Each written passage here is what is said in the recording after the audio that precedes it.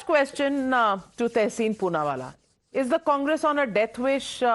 Every time you've abused the Prime Minister, things that were going in your favor have always gone against you. Is it a sign of desperation, number one, or is it internal sabotage, Tehseen Poonawalla? Because giving such a gali to the Prime Minister that he's a Zehreela Saap, you're not going to be able to live that down in a country where Mr. Modi and his popularity is unparalleled.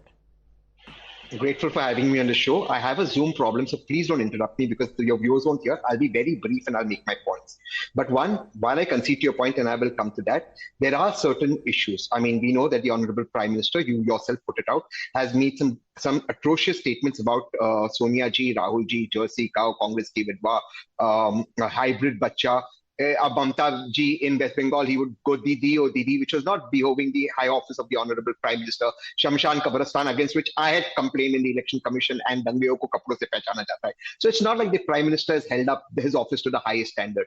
But I completely concede to your point that the Prime Minister and the BJP get away from it. Just yesterday, Times of India headlines was the Home Minister threatening a state that there will be riots if the BJP is not elected.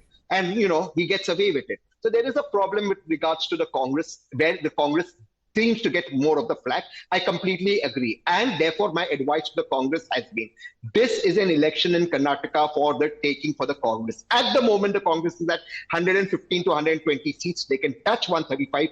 Don't abuse the Prime Minister personally. Do not make it a Hindu-Musliman issue. Don't make it Satyapal Malik.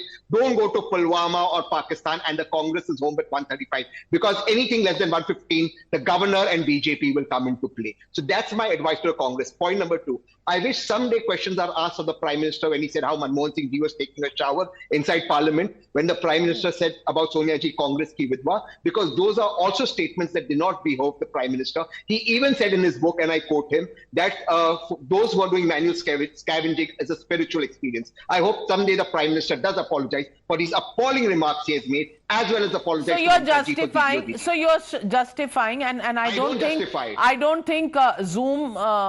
If you have a Zoom problem, it's among the lesser problems that the Congress and Congress supporters have. The larger problem is that आप अपनी गलती से सीखते ही